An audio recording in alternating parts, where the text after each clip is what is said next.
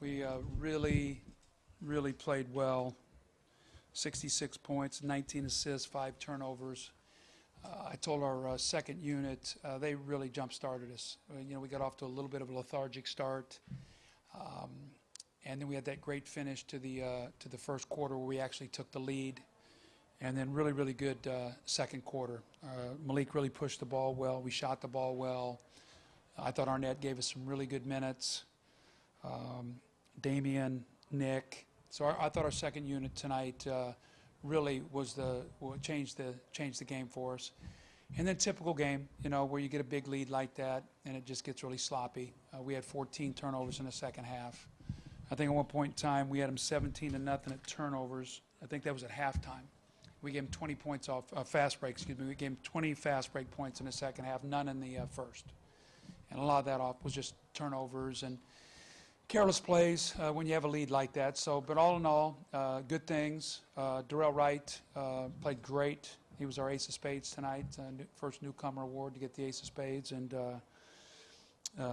we got to keep building. 3 games now, and then come Monday, we got to be able to switch gears and be ready to get into the regular season. So, but I thought our guys did a good job.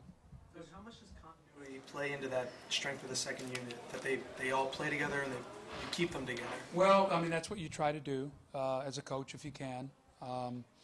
Malik really gives them a burst with his speed, and guys get out and run. We get easy scores. When guys have guys pushing the ball, they're more inclined to run. And that unit, Spencer gives us a good passer out there. Arnett did a good job on the boards. Nick with his scoring. Damian, I thought, was a real stabilizer for us out there tonight. So I like that group together. What we saw a little bit is when they got in the half court in the fourth quarter, they had trouble executing. And that's just, I think, a newness. Malik, we got to make sure we get guys in the right spots to run the play and do those kind of things. But all in all, it was good. The beginning tonight just kind of seems to totally set up for Malik. Just a slow game, kind of plodding along, and then he comes in and brings you that. Is it even more than you expected he would bring, Doug, or now are you leaning towards him being that type of player for you? Well, I mean, yeah. I mean, if he continues to do this, one thing he's got to do, though, he's got to be better when the game is in the half court. Like, he's a tremendous fast break player right now. What he's got to do is he's now got to be able to run your team as a quarterback. Now, depending on, get Jay Rich back or whatever, if Darrell Wright is on that second unit, Darrell can help him with that because Darrell is a guy that can run the offense if we need to. But Malik is a combo guard. He's a pick and roll guy. He's a fast break guy. He's a scorer. And so we've got to utilize that.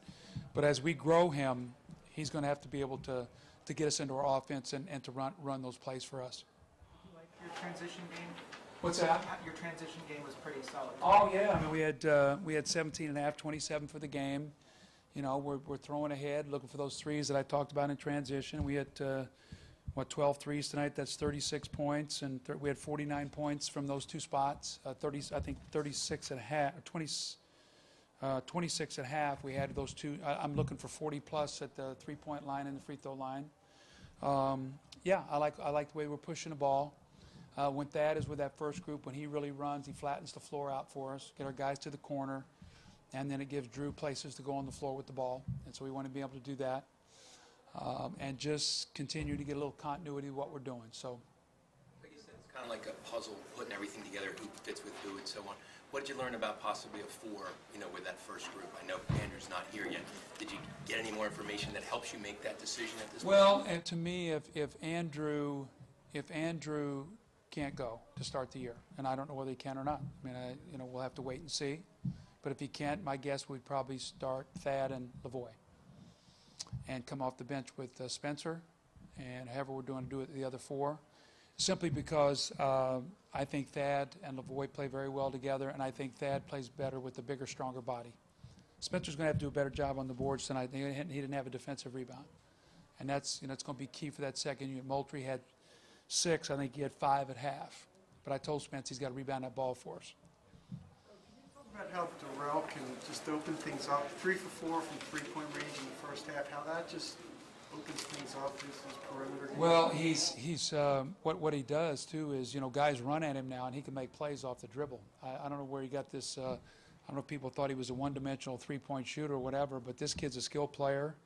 He's got really good instincts, very unselfish, and it was interesting to play at the end of the first half. We had a break, and shot clock was off, and we were up about 23, I think, at the time, something like that.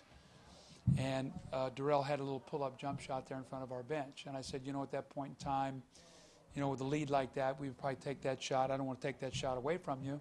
But in a closer game, we would probably pull that out and make sure we get the last shot of the quarter. So, but he's got, I really like the way he plays. He's got long arms. He deflects passes. He gets his hands up. He sees the floor ahead. And I'm telling you, shooting, when you make shots, it changes the whole game. I mean, I don't know, did we have many games last year where we made 12 threes in a game? I don't know how many we had, but we didn't have too many.